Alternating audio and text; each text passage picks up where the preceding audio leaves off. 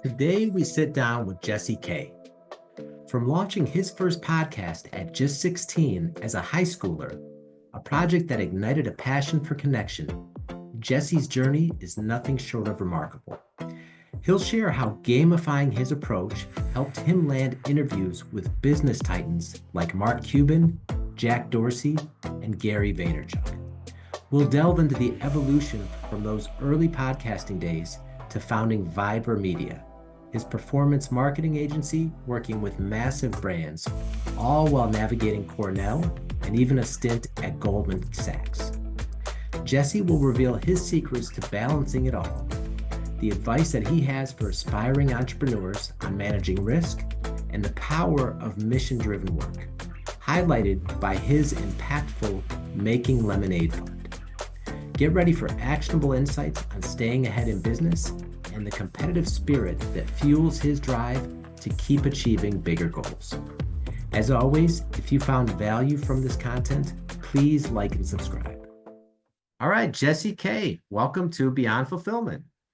Dave, thanks so much for having me. I'm excited to be here. Absolutely. We are excited that you took the time. So let's get right into it.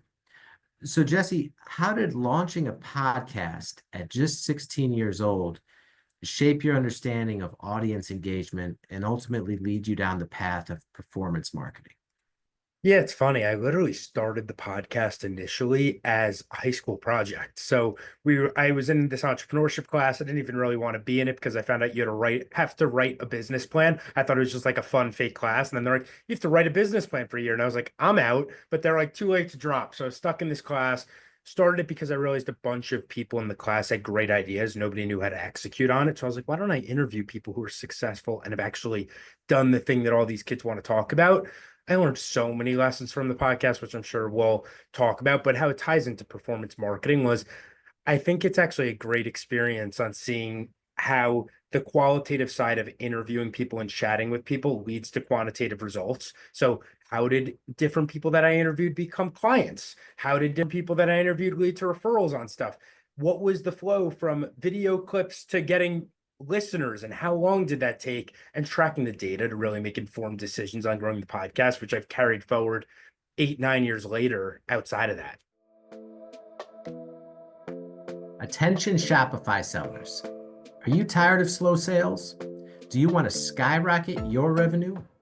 Well, you'll want to join this free masterclass from my friends, the Traffic Ninjas. Learn how to optimize your store, boost conversions, and dominate your niche. Sign up with the link in the show notes and take your Shopify business to the next level. Wow, okay. And just following up on that, because you hit on such an important point, is entrepreneurs so often people have these aspirations and dreams, and what holds them back is fear and lack of taking action. So when you're 16 years old and you realize that everyone has these ideas but they don't know how to do it, and you had that idea for the podcast and you took action right away and just got it started and kept going, and can't imagine you knew anything about podcasting at that point. But where did that come from, that ability to just act without fear at such a young age? Not only did I not know what I was doing, but it was definitely not cool yet. This is like pre-Joe Rogan, pre any of the real podcasts being big. So yeah, I mean, I think it was a couple things. I think number one, my dad's an entrepreneur. So I grew up seeing him, and I wanted to eventually do that, where I was like, I want to control the destiny of where my life takes me and the work stuff. And there's only one way to do it, which is by actually doing. And then the second thing was, I don't know where it came from, but I looked at it like a game. So rather than fearing rejection, fearing failure, fearing that nobody was going to listen, which a lot of people didn't for the first year and a half, 2 years, honestly, if you were talking about before we recorded, like it took a long time before it became a big show in my head. But I honestly gamified it. Like I was like, oh my God, if I have the opportunity to talk to a Mark Cuban or a Jack Dorsey, I'm just going to take a million shots until I do that. And I'm going to do whatever I can to get to that result and make it happen. So I just gamified it in my head and looked at the long-term vision of I get to meet people that I'd never meet outside of that. And then everything else kind of rode the coattails of that. And you mentioned some of these big names that you've interviewed: Jack Dorsey, Mark Cuban. You interviewed Gary Vaynerchuk. As a kid just starting out, how did you get big names like that to come on your show? An insane amount of cold emails. I think I literally sent 300 cold emails a day every day for 6 months when I was starting the show off. And the only thing that gave me the motivation to keep doing it at the beginning was actually a no. Mark Cuban replied back to one of my early emails and was like, sorry, I don't have time, but good luck. And I was like, oh my God, if Mark Cuban responds, like anybody would respond. So then did cold emails, did follow ups. The Jack Dorsey one, he was doing like a Twitter live. I think it was called Periscope was the branding they had at the time. And I sat in it for an hour and spammed it with like a, hi, I'm 16. Will you come on my podcast for 5 minutes? And eventually he said yes. And I was like, oh my God, great news. But then at the end, I'm like, oh no, like, how do I, like, he said yes, but that doesn't mean anything. How do I actually get him on? So I'm like, calling Twitter headquarters. I'm calling Stripe. I'm like, your CEO said he'd come on my podcast. And eventually I was literally going to fly to San Francisco for a 5 minute interview with him. And then I got an email from his chief of staff who's like, hey, Jack's actually in New York next week for a board meeting. Do you want 45 minutes with him and then 45 minutes with our CMO? And I ended up interviewing both of them. And that's how that one came out, which was crazy. Wow, incredible. Okay, now, Jesse, what was the pivotal moment that made you decide to found Vyber Media at such a young age? I think the biggest one, like it was a relatively natural progression from the podcast. So started the podcast, built an audience there. As I had the podcast, I did internships. So my senior year of high school, I did an internship in sports marketing for a company called Steiner Sports, which is a big like collectibles and marketing company. I worked and helped the founder with some of his marketing using what I had done from the podcast. And then I started getting a couple clients, like a couple of my early podcast guests turned into clients, pro athletes, different brands, that type of stuff. And it slowly just picked up from there. I did the internship senior year of high school, took on a couple clients my freshman year of college, that grew sophomore, junior, senior year of college. And it was kind of just a natural progression of the podcast to helping people with their social media to other marketing, marketing to performance marketing. That's kind of where we sit today. Okay. And so why did you choose specifically to help like 8 and 9 figure brands, achieve like this high margin digital growth?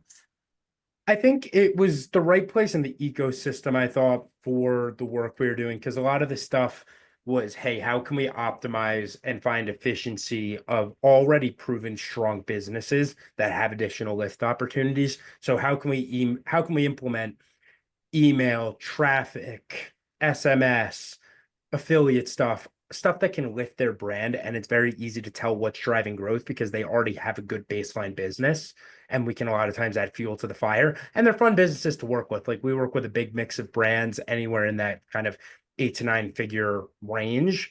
But it's fun because we can get in the weeds, get super dirty with all the data, and then see relatively significant incremental growth relatively quickly. Okay.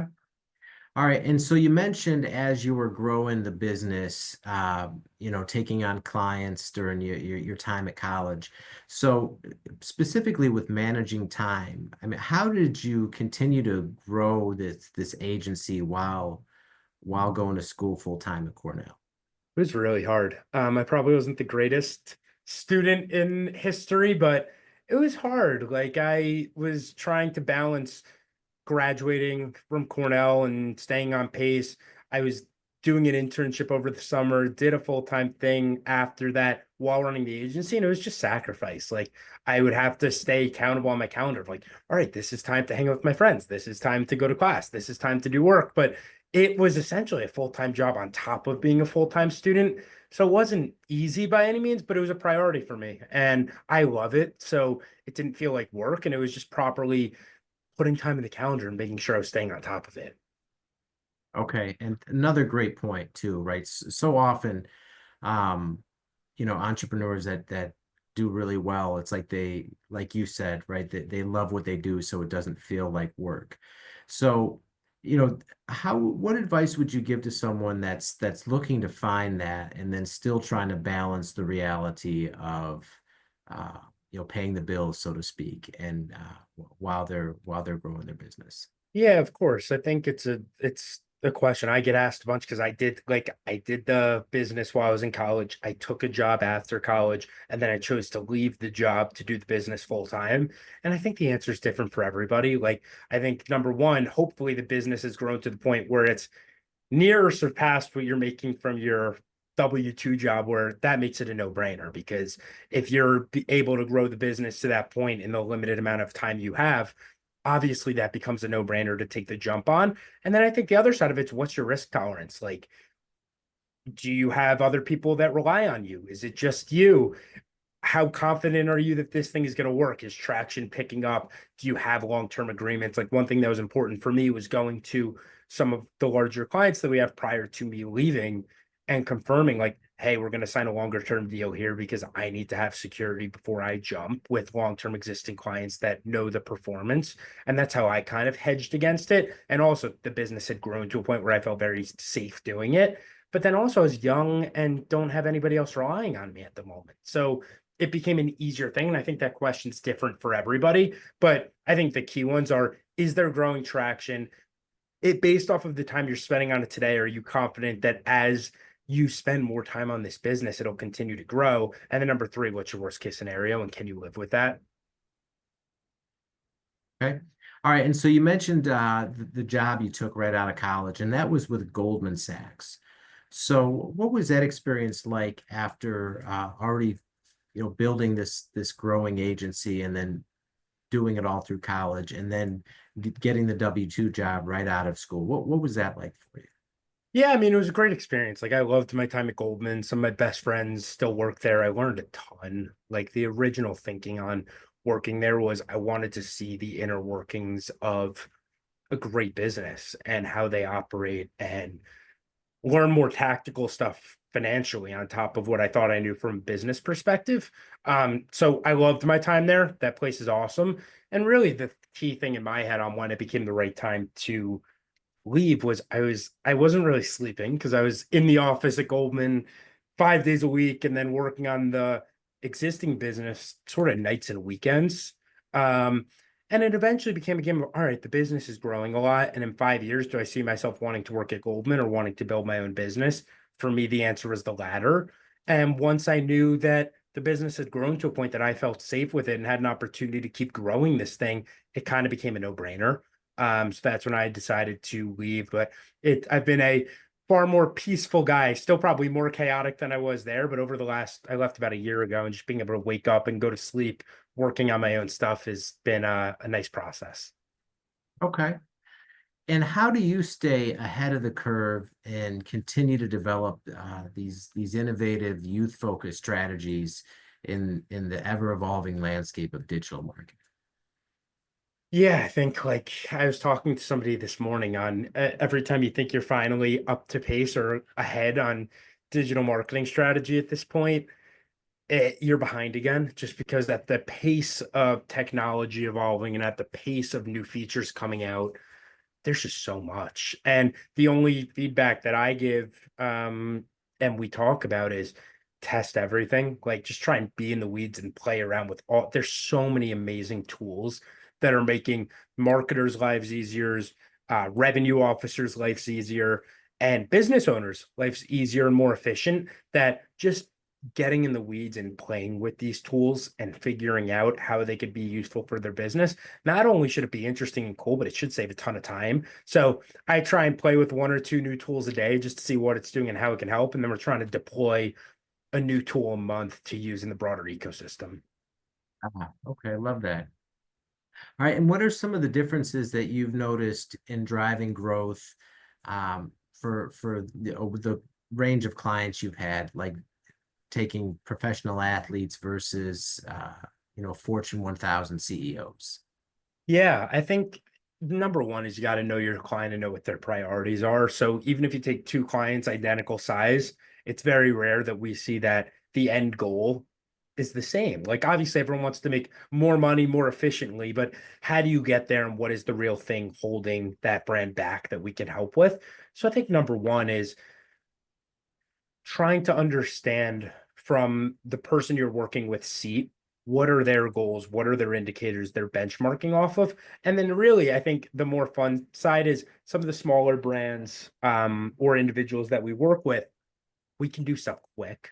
Like we can get an answer on it today and get it live tomorrow. While some of the bigger organizations, it takes time, of course. I mean, I worked at Goldman. I understand how that thing works of there's processes and bureaucracy and approvals and boards. So that's the key differences we've realized. But it's really fun because on a lot of this digital marketing stuff or performance marketing, we can attribute it to an actual data piece. So as we're driving results, we can see it in live time, and kind of like how a gamified podcasts, I can gamify this because it could just get tied back to a number. And I want to beat last year's number from whoever we're working with, and we can show them those results live. So that's kind of the differences in how we look at it. Okay, and following up on that, so you've mentioned, you gamify things. You've mentioned that several times in this interview, and that's a strategy that I've read from numerous people in terms of like a almost a hack in terms of being productive or sticking to being consistent on a particular area. Like, where does that come from? Your way of gamifying what you're working on. I think I'm just competitive at heart. Number one, like I hate losing. And I think by gamifying it, it turns it into a competition for me. Like I'm benchmarking against last year's data or last month's data or last week's data. And it's pretty binary. Like it's either like we're on track or we're off track. And you kind of are stuck to the numbers. And on top of that, it makes it a little more fun than like, hey, we're just driving for these results. And here's what we're going for. Like if I look at it like a sports game or any type of activity on top of that, it becomes fun. And then number two, I think it really just keeps me focused. Like I can be insanely ADD if I don't stay on top of things. And I think keeping it gamified to one core metric. So like let's beat X keeps me grounded to what the actual KPI we're going off of is. Because otherwise you can get caught up in a million shiny objects. But if you lose track of the core objective or the core KPI we're going off of, none of it really matters. So by gamifying it, it's like, let's go win at that one thing. And if we're winning at that one thing, we can do everything else on top of it. Hmm. All right. And so how does your passion for sports and then your goal of ultimately owning a team, influence your competitive spirit and drive in the business? Yeah, that one's been one on the list for as long as I can remember. But I like again, I don't think any of that comes to fruition if I don't crush it in business first and do stuff that is helpful in society. But it's been a fun goal to have as a thing to chase. And then it comes back to the same thing of like it's a game, like for me. Like I truly look at this as like I'm trying to unpeg the different pegs on the thing to get to the next goal.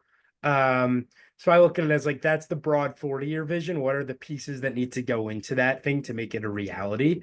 And I sure hope that I'm very early in the journey. But that's kind of how I look at it. Okay. And what inspired you to launch the Making Lemonade Fund during COVID-19? And what impact did that have on your perspective as an entrepreneur? Yeah, that was a fun one and so honestly so unique from anything else I've done in my career to date. So the Making Lemonade Fund was, I guess it was 5 years now, but basically March of 2020, world shuts down. I get sent home from college. Most of my buddies get sent home from college. And I was talking to a friend and we were like, people our age want to do something, but we have no idea what to do, how to do it. There's no sense of community. Everybody's home quarantined. What do we do? So we decided to create this thing called the Making Lemonade Fund. And essentially is a way not only to raise money online and support three awesome nonprofits that were involved in the COVID relief efforts, but on top of that, build community for people our age who had lost that. They're no longer going to high school class or they were no longer in college.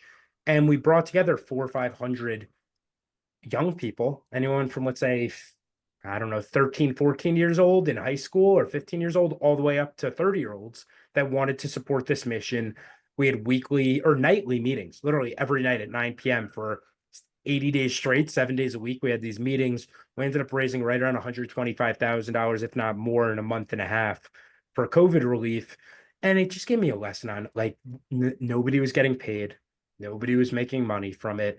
It was literally just because of the vision that people had and the mission of we want to make an impact during this time. So it taught me two things. Number one, I think it's such a great opportunity to attach philanthropy to any business initiative and do good while you're running a business. But on top of that, it illustrated to me how important visualizing the mission of what you're working on is for your team. Because if everyone is driven by that mission, nothing else really matters.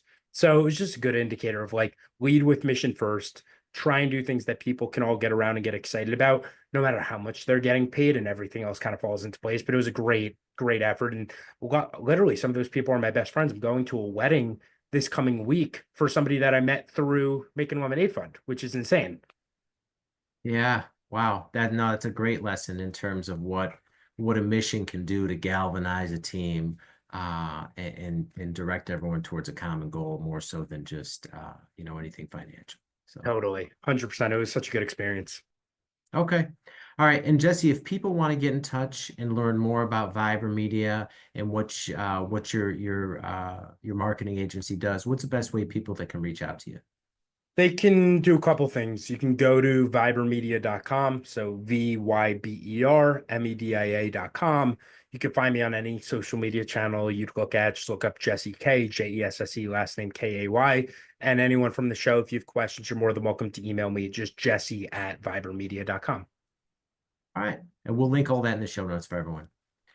All right. Well, Jesse, thank you so much for taking the time to be here and sharing all this valuable wisdom from your journey with our audience. We greatly appreciate it. Of course. Thanks for having me, Dave. All right. And that's all the time we have for now. We will see you next time.